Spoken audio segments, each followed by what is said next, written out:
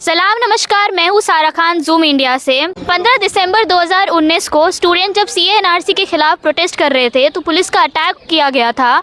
इसी के लिए हर साल 15 दिसंबर को स्टूडेंट्स प्रोटेस्ट करते हैं, उसको ब्लैक डे के तौर पे मनाते हैं। पिछले साल 15 दिसंबर 2024 को भी स्टूडेंट्स की प्रोटेस्ट होने वाली थी, मगर जामिया के एडमिनिस्ट्रेशन ने मेंटेनेंस के नाम पे कैंपस बंद कर दिया, लाइब्रेरीज बंद कर दी, सिक्योरिटी फोर्सेस लगा दिए, जिसकी वजह से दूसरे दिन स्टूडेंट्स ने प्रोटेस्ट की। मगर कुछ स्टूडेंट्स को जो उस टाइम प्रोटेस्ट के वक्त मौजूद थे उनको डिटेन किया जाता है, उन पे सस्पेंशन का ऑर्डर लगाया जाता है।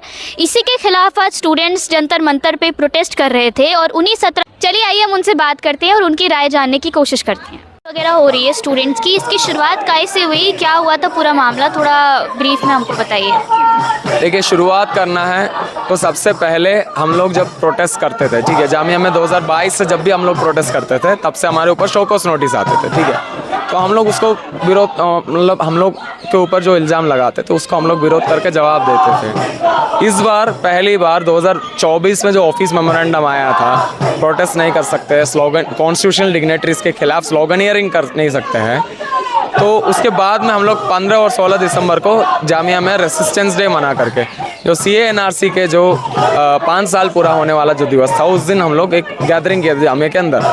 तो इसी वजह से हमारे ऊपर शोकॉज नोटिस आया।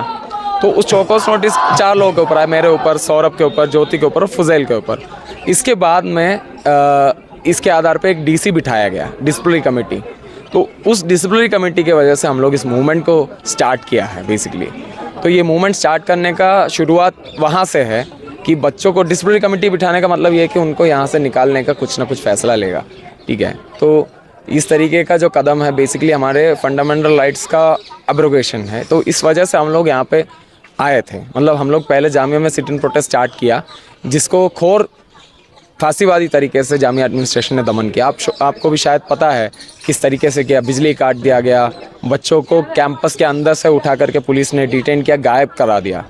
तो उसके बाद में उनका पर्सनल इन्फॉर्मेशन मतलब दीवारों पे पब्लिकली चिपका करके प्रॉक्टर ने नोटिस निकाला, जिसमें उनका फ़ोन नंबर तक है, उनके पेरेंट्स के फ़ोन नंबर भी है, सब कुछ है, जिस वजह से उनको पर्सनल थ्रेट भी आया, सिक्योरिटी थ्रेट भी आया। इन तमाम जो चीज़ें हैं और बच्चों का सस्पेंशन किया है, इन तमाम जो चीज़ें ये सब रिपील होनी चाहिए और हमारे जामिया में डेमोक्रेसी वापस लानी है, डेमोक्रेसी को रीइंस्टेट करना है, ये हमारा डिमांड है। इस डिमांड को लेकर के हम लोग यहाँ पे, हमारे एडमिनिस्ट्रेशन हमारा बात नहीं सुन रहे, एटलीस्ट पब्लिक तो सुने, इसलिए हम लोग यहाँ पे आए हमारे प्रोटेस्ट को आगे ले जाने के लिए। जामिया के स्टूडेंट्स पे 4-5 स्टूडेंट्स पे इनिशियली एक डिसिप्लिनरी एक्शन और शोकॉज नोटिस जारी किए गए थे, क्योंकि वो लोग 16 दिसंबर 2024 के प्रोटेस्ट में शामिल थे। एक पीसफुल प्रोटेस्ट था जो जिस कदर 2019 में दिल्ली पुलिस ने जो मतलब पुलिस ब्रुटैलिटी की थी जाकिर नगर लाइब्रेरी में और जामिया के कैंपस में, उसको याद करते हुए जो प्रोटेस्ट हुआ था दिसंबर में, उस पर 4-5 लोगों पर डिसिप्लिनरी एक्शंस लिए गए। तो उसके खिलाफ 10 फरवरी से हम लोगों ने सिट इन प्रोटेस्ट किया, एक पीसफुल प्रोटेस्ट किया, और फिर उसके चलते हमें जामिया की एडमिनिस्ट्रेशन ने हमारे साथ जो सलूक किया है आपको हम क्या ही बताएं। मतलब 13 फरवरी की सुबह में 5:30 को फीमेल स्टूडेंट्स जो थे प्रोटेस्ट साइट पे, जो सो रहे थे, उनको घसीटते हुए जैसे कोई सामान को घसीटा जाता है ना, ऐसा घसीटते हुए हमें लेके गए। हमें बताया नहीं कि हमें कहाँ लेके जा रहे हैं, और हमें जामिया की गार्ड्स ने एकदम दिल्ली पुलिस को सौंपा।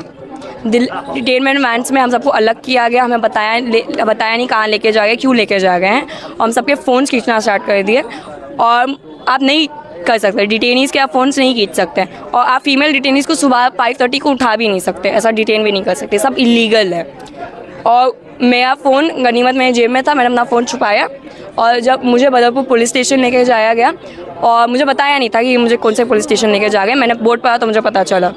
और मैंने वहाँ पर कैसा भी अपने संगठन के लोगों को, दिशा के स्टूडेंट ऑर्गेनाइजेशन के लोगों को मैंने उन्हें इन्फॉर्म किया, और मैंने अपने दोस्तों को इन्फॉर्म किया कि मैं यहाँ पर हूँ बदरपुर पुलिस स्टेशन पे। फिर उसके 1 आध घंटे के बाद मेरा फ़ोन पकड़ा गया, और मेरा फ़ोन पकड़ने पे मुझे शकुंतला है, सब इंस्पेक्टर है जामिया नगर थाने से, उन्होंने मुझे 2 थप्पड़ मारे अपना खुद का फ़ोन अपने पास रखने के लिए, आप सोचिए। और हमें सुबह से लेके मतलब दोपहर के 1-2 बजे तक बदरपुर पुलिस स्टेशन पे हमें अपने लोकल गार्डियन से कोई कॉल करने नहीं दिया, हमें पेरेंट्स से बात करने नहीं दी, मतलब इस कदर से हमारे साथ ब्रूटैलिटी हुआ है। फिर डिटेनमेंट से हम जब छूटे तो फिर शाम में हम सब पे सस्पेंशन ऑर्डर्स डाल दिए।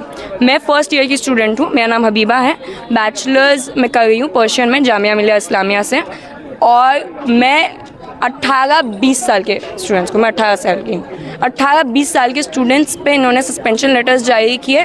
फिर अगले दिन इन्होंने उनके पर्सनल डिटेल्स, मेरे खुद के पर्सनल डिटेल्स इन्होंने बाहर पब्लिक कर दिए, और हमारी मतलब ज़िंदगियों के साथ खिलवाड़ कर रहे हैं ये लोग। देखिए, ये तो हमें पता ही है कि आज की डेट में जितनी भी देश की यूनिवर्सिटीज़ हैं उनमें जो एडमिनिस्ट्रेशन में भर्ती किया जा रहा है वो आरएसएस और बीजेपी के लोगों को करा जा रहा है। सेम हम देखते हैं जामिया में भी हुआ है, जो वहाँ के जो वीसी है मज़हर आसिफ, उनके डायरेक्ट लिंक से आरएसएस से, वो पहले जेएनयू में भी थे, और हम उनका पूरा कार्यकाल देखें तो उन्होंने हमेशा जो दमन करा है डाइसेंट की आवाज़ों का, और हम देखते आ रहे हैं कि वो कैसे प्रो बीजेपी और प्रो आरएसएस मैंडेट्स पास करते रहते हैं। तो जामिया में भी ये सोची समझी साजिश है। एक तो हम देख रहे हैं कि वो एक माइनॉरिटी कॉलेज है, तो जब हमने सीए एनआरसी का दौर देखा था तब भी जामिया में कितना ब्रूटल वायलेंस हुआ था, क्योंकि उनको लगता है ये बहुत इजी टारगेट है, हम माइनॉरिटीज़ को ये सरकार कुचल रही है। सेम ही जामिया में भी हम देख रहे हैं कि माइनॉरिटी कॉलेज है तो कुचल दिया जाए, कोई भी डाइसेंट की आवाज़ वहाँ से उठने ही ना दिए जाए। तो ये एक सोची समझी साजिश है, जिसमें जो यहाँ का वीसी है मज़हर आसिफ, उसका पूरा हाथ है, पूरा एडमिनिस्ट्रेशन जो है जामिया का वो आरएसएस से उनका लिंक है। तो हम देख रहे हैं कैसे उन्होंने घिनौनी ये गंदी हरकत करी कि जो प्रोटेस्टिंग स्टूडेंट्स हैं उनकी पर्सनल डिटेल्स भी उन्होंने बोर्ड पे लगा दी थी, कॉलेज में एकदम पब्लिक डिस्प्ले में लगा दी थी। उन पे महिलाएं थी, जेंडर माइनॉरिटी थे, जिनके हम देख रहे हैं एड्रेस से लेकर के फ़ोन नंबर तक पब्लिक डिस्प्ले में लगा दिए थे। हमने सीए के टाइम देखा था ऐसे सेम हुआ था, और तब उन महिलाओं की जिनके नंबर और एड्रेस बाहर निकाले गए थे, उनको रेप थ्रेट्स, डेथ थ्रेट्स सारे थे, उनके ऐप्स पर उनकी फ़ोटोज़ वायरल हो गई थी। तो एक ऐसा एडमिनिस्ट्रेशन है जो अपने स्टूडेंट्स को तो गार्ड कर नहीं पा रहा है, बल्कि उनके खिलाफ एक प्रोपेगेंडा चला रहा है। उनको इतनी ज़्यादा दिक्कतों से उनको गुजरना पड़ रहा है, ऊपर से सेफ्टी हज़ार्ड और बन गया कि अब उनको कोई भी एनकाउंटर, कोई भी ऐसी खबरें आ रही हैं, स्टूडेंट्स बता रहे हैं कि उनको धमकियां आ रही हैं कि तुम्हें मार देंगे, and rape threats and death threats. तो इन स्टूडेंट्स से कुछ भी हो जाएगा तो कौन इनकी जिम्मेदारी लेगा? पूजा में एडमिनिस्ट्रेशन का करा था ऐसा। ये तो पहली बार नहीं हो रहा है जामिया के स्टूडेंट्स के ऊपर ऐसा हमला अथॉरिटीज़ द्वारा, एक्चुअली ये बहुत सालों से चल रहा है। 2019 में वो बहुत ही एस्केलेट हो गया था जब पुलिस कैंपस में के अंदर घुसा था और पूरी तरीके से हमला बोल दिया था स्टूडेंट्स के ऊपर। तब भी अथॉरिटीज़ का रोल बियॉन्ड द पॉइंट बहुत अच्छा नहीं था। Authorities should have stood by the students and help them to get justice, which we didn't see happen. The Jamia students were not helped by the authorities to get justice. Now the same authorities want them to completely forget about what happened उस time. उतना brutal एक lathi charge obviously वो campus की memory में रह जाएगा, और रह जाना ही चाहिए, और वही ना रहे इसीलिए जो लोग उसको याद दिलाते, जो लोग उस पर बात करते हैं, उनके ऊपर लगातार दोबारा से विच हंटिंग चल रहा है जो हम देखे हैं। जिन गतिविधियों को आप राजनीति कह रहे हैं वे इस समाज की और इस देश की, उन देश के द्वारा उनको सौंपा गया काम ही कर रहे होते हैं, और इसलिए मुझे नहीं लगता कि इस बात पर हमें शर्मिंदा होने की ज़रूरत है। मेरे किसी विद्यार्थी को इस बात पर शर्मिंदा होने की ज़रूरत है कि अगर उसकी किसी बात से असहमति है तो उसमें उस असहमति को व्यक्त करने का साहस है, असहमति को व्यक्त करने की भाषा है, और असहमति को व्यक्त करने को वो प्रायोरिटाइज करता है ओवर अदर थिंग्स। डेटा सार्वजनिक किया गया था, इससे कई बच्चों ने बात कही भी कि हमारी जान पे खतरा बन सकता है जिस तरीके से हमारे डेटा को सार्वजनिक। देखिए, ये हाल फिलहाल में शुरू हुई हुई घटनाएं हैं जिनमें जानबूझकर विश्वविद्यालय या प्रशासन एक सेंस में बाकी लोगों को भड़काते हैं। आप जब किसी व्यक्ति का नाम, पता, तस्वीर सार्वजनिक करते हैं तो आप एक मायने में संदेश दे रहे हैं बहुत सारे अराजक लोगों को, आपराधिक लोगों को, कि आप इन विद्यार्थियों को या इन लोगों के खिलाफ निजी तौर पर कार्रवाई करें, जो कि दरअसल हिंसा है। तो एक सेंस में ये प्रशासन का जो जामिया इनकार कर रहा है इस बात से कि हमने डेटा सार्वजनिक नहीं किया है। वो व्यक्ति या संगठन जिसका विश्वविद्यालय से कोई लेना देना नहीं है, उन्होंने डेटा सार्वजनिक किया। जामिया को खबर मिली, तुरंत हटा दिया गया। और ये उन संगठनों तक कैसे पहुंचा होगा, ये अनुमान लगाना क्या बहुत मुश्किल है। पर अच्छी बात है अगर प्रशासन ये मानता है कि ये करना गलत है। प्रशासन यदि मानता है कि ऐसा नहीं किया जाना चाहिए तो कम से कम कुछ इंस्टीट्यूशनल मोरालिटी अभी प्रशासन में बची हुई है, हम इसका स्वागत करते हैं। लेकिन अच्छा तो यह होता कि यह डाटा बाहर नहीं आता। ये साजिश नहीं, ये कह लीजिए कि एक तंत्र बन गया है, ये पूरा का पूरा एक नेटवर्क बन गया है सरकार का, विश्वविद्यालय के प्रशासन का, कि किसी भी तरीके से जो आवाज़ें उठ रही हैं, जो भी कैंपस के अंदर हक और हुकूक की आवाज़ उठा रहा है, जो भी कह रहा है कि फ़ीस नहीं बढ़ना चाहिए, जो भी कह रहा है कि हमें बोलने का मौका मिलना चाहिए, ऐसे लोगों को, ऐसे छात्रों को, ऐसे बोलने वाले क्रिटिकल लोगों पर लगातार पूरी सोच समझकर हमला किया जा रहा है। और हर एक यूनिवर्सिटी पे आप देख लीजिए कि विश्वविद्यालय एक ऐसा जगह होता है जहाँ पे क्रिटिकल माइंड पनपती हैं, जहाँ पे सवाल करना सिखाया जाता है। और जब हम सवाल कर रहे हैं, जब यहाँ पे छात्र सवाल कर रहे हैं, तो उनको प्रोक्टोरियल नोटिस भेज दिया जाता है, उनको सस्पेंड कर दिया जाता है, उनको विश्वविद्यालय से निकाल दिया जाता है, उनको जेलों में डाल दिया जाता है। और यही हो रहा है। तो बहुत साफ है कि सरकार की तो मानसिकता है कि छात्रों पर हमला करना, लेकिन छात्रों की मानसिकता है कि एक साथ मिलकर लड़ना और ऐसी सरकार को चुनौती देना। हाँ, मतलब बिल्कुल ये जो फांसीवादी एक ताकत है, किस तरीके से तमाम तरीके की यूनिवर्सिटीज़ का एक प्रोसेस सैफ्रनाइजेशन का स्टार्ट हो चुका है और यूनिवर्सिटी एडमिन उसका बखूबी साथ भी दे रही है। हम देख रहे हैं जामिया में जो स्टूडेंट्स पढ़ने आते हैं वो रिलीजियस माइनॉरिटी स्टूडेंट्स होते हैं, उन पर इतनी एट्रोसिटीज़ ना कि सिर्फ बाहर तो हो ही जाता है लिंचिंग वगैरह, यू नेवर नो कि आप सेफ़ हैं, आप घर से बाहर निकल रहे हैं, अगर आप एक रिलीजियस माइनॉरिटी आप सेफली आगे अपने डेस्टिनेशन तक पहुंच पाएंगे कि नहीं। बट हम देख रहे हैं कि किस तरीके से जामिया में ना कि सिर्फ आज 2019 से ही ये ब्रुटैलिटी स्टार्ट हो चुकी है। जब 2019 में CNRC के अगेंस्ट प्रोटेस्ट चल रहे थे तो किस तरीके से दिल्ली पुलिस आती है और कितने एट्रोसिटीज़ से कितनी ब्रुटैलिटी स्टूडेंट्स पर करती है।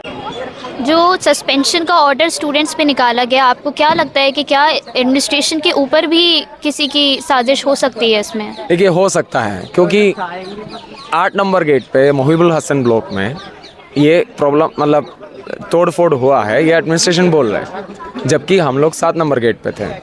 8 नंबर गेट पे कोई 17 लोगों में से कोई भी नहीं था। आप पूरा वीडियो फुटेज देख सकता है, पूरा वीडियो फुटेज में है वो चीज़ कि 8 नंबर गेट के अंदर कोई भी प्रोटेस्टिंग स्टूडेंट नहीं गया था। तो अगर नहीं जाते, हमारे ऊपर फॉल्स एलिगेशन लगाने के पीछे उनका कुछ ना कुछ तो एजेंडा होगा, और ये तो है, ठीक है। उसके अलावा आप जामिया के जो एडमिनिस्ट्रेशन में जो वाइस चांसलर से लेकर के, खास करके वाइस चांसलर का पॉलिटिकल एफिलिएशन देख लीजिए। यूनिवर्सिटी टाइम्स से वो ABP के साथ ताल्लुकात रखता है और RSS का भी मेंबर है वो। NEP नेशनल एजुकेशन पॉलिसी जो जामिया के नहीं केवल पूरे इंडिया के स्टूडेंट्स के ऊपर प्राइवेटाइजेशन करके एक कॉमर्शलाइज एजुकेशन सिस्टम, जहाँ पे गरीब बच्चा पढ़ नहीं सकते है, जो पिछड़े तबके से आते हैं वो ऐसे एक बच्चा पढ़ाई नहीं कर सकते हैं और अच्छा नौकरी नहीं पा सकता है, ऐसे एक डिस्क्रिमिनेटरी पॉलिसी को ड्राफ्ट करने वाला इंसान है हमारा वाइस चांसलर। उसके अलावा जब माइनॉरिटीज़ के ऊपर हमला करने के लिए CAA को लागू किया, उसको सपोर्ट करके भी मज़हर आसिफ वहाँ पे खड़े थे। JNU में सेक्सुअल हरासमेंट एक ट्राइबल आदिवासी स्टूडेंट के ऊपर जब हुआ था तो एलिगेशन के ऊपर लगा था। ऐसे एक व्यक्ति जिनके ऊपर बहुत सारे एंटी स्टूडेंट एक पॉलिसीज़ के वजह से और एंटी स्टूडेंट कदमों के समर्थन करने के वजह से स्टूडेंट कम्युनिटी जिनको नफरत करते हैं, उनको अभी रिसेंटली वाइस चांसलर के रूप में सरकार ने बिठाया है। तो इस तरीके का जो कदम है, obviously there are political motives in that. क्योंकि हम लोग आवाज़ उठा रहे हैं, मतलब हमें मिसाल बना दिया जाएगा ना कि आप आवाज़ उठाएंगे तो आपके साथ ये हशर होगा। और बिल्कुल ये लोग चाहते हैं हम लोग को होने नहीं देंगे, हम लोग डटे रहेंगे, हम लोग लड़ते रहेंगे और हमारे साथ सब लोग हैं, जामिया के स्टूडेंट्स हमारे साथ हैं, तमाम यूनिवर्सिटी से स्टूडेंट्स हमारे साथ हैं, तरक्की पसंद लोग हमारे साथ हैं, तो हमें डर नहीं है।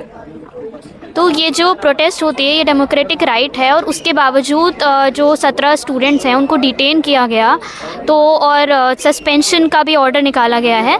फिर इनकी क्या वजह थी जब डेमोक्रेटिक राइट स्टूडेंट्स अपनी एक्सरसाइज कर रहे थे? तो फिर जैसे ये देखिए ना कि जो यूनिवर्सिटीज़ होती हैं, यूनिवर्सिटीज़ में अलग अलग बैकग्राउंड से स्टूडेंट्स आते हैं, बातचीत करते हैं, वहाँ पर साइंटिफिक टेम्परमेंट का पलती है, साइंटिफिक टेम्परमेंट, क्रिटिकल डिस्कशंस होते हैं, जो भी मुल्क और दुनिया के जो तमाम मुद्दे हैं उन पे बातचीत होती है। और अगर सोसाइटी में कोई भी तरह क्या नाइंसाफ़ी हो रही है, कुछ भी हो रहा है, तो सबसे पहले स्टूडेंट्स अपनी आवाज़ उस पर उठाते हैं। तो स्टूडेंट्स की कैंपस में डेमोक्रेटिक राइट्स को रोक के, कैंपस डेमोक्रेसी को रोक के ये लोग चाहते हैं कि मतलब कोई भी तरह की मुखालिफत समाज में आए ना, और स्टूडेंट्स को इसलिए मतलब ये लोग रोबोट्स ऐसा कुंद करना चाहते हैं स्टूडेंट्स के दिमाग, ताकि मतलब कोई भी तरह की मुखालिफत, जो हम तो जानते ही हैं किसकी सरकार है आज मुल्क में, जो फासिस्ट बीजेपी RSS है, वो लोग चाहते ही यही हैं कि यूनिवर्सिटी कैंपसेस में स्टूडेंट्स क्रिटिकल डिस्कशंस में मतलब इंगेज ना करें, साइंटिफिक टेम्परमेंट ना हो, ताकि कोई भी तरह की नाइंसाफ़ी जो समाज में होती है उसके खिलाफ कोई भी तरह की मुखालिफत ना निकले। तो इसलिए ये सब हो रहा है। सर आखिरी में ये सवाल है कि जो 17 स्टूडेंट सस्पेंस हुए हैं, क्या उनका सस्पेंशन वापस होगा? देखिए, ये विद्यार्थी, मुझे नहीं लगता कि किसी भी किस्म के इवन विश्वविद्यालय तकनीकी तौर पर जो अनुशासनात्मक कार्रवाई होती है, अगर हम विश्वविद्यालय के आरोपों को सही भी मान लेते तो भी तब भी ये कोई ऐसा कदाचार है जिसके लिए विश्वविद्यालय के इन विद्यार्थियों को उनकी पढ़ाई से वंचित किया जाए, उनके क्लासरूम से वंचित किया जाए, उनकी परीक्षाओं से वंचित किया जाए। मुझे ऐसी कोई वजह नहीं दिखाई देती। तो मैं तो उम्मीद करता हूँ that better sense will prevail and the authorities will take back. लेकिन कहा जाता है कि जो अलग अलग इंस्टीट्यूट है, JNU हो जाए, चाहे MU हो जाए, चाहे फिर जामिया हो जाए, जहाँ से सरकार के खिलाफ आवाज़ें निकलती है, उन आवाज़ों को दबाई जाती है। तो क्या यहाँ पर जो कार्रवाई हुई है 17 बच्चों पर, वो जामिया एडमिनिस्ट्रेशन ने करवाया या ऊपर से भी कोई सियासी हाथ देख सकते हैं? देखिए, मैं इस बात को बार बार कह रहा हूँ कि जब आप एक विश्वविद्यालय को देखते हैं, और विश्वविद्यालय कम से कम तकनीकी तौर पर एक स्वायत्त संस्था होती है, अगर आप विश्वविद्यालय के शीर्ष पर बैठे हुए जो शिक्षक हैं, वो अंततः टीचर्स हैं, वे अगर अपने विद्यार्थियों के खिलाफ किसी और के कहने पर कार्रवाई करने को तैयार हैं, तो इसका क्या मतलब है? इसका सीधा मतलब ये है कि विश्वविद्यालय का नेतृत्व करने के लिए जिस कद की आवश्यक्ता है वो इन प्राधिकारियों में नहीं है, पहली बात।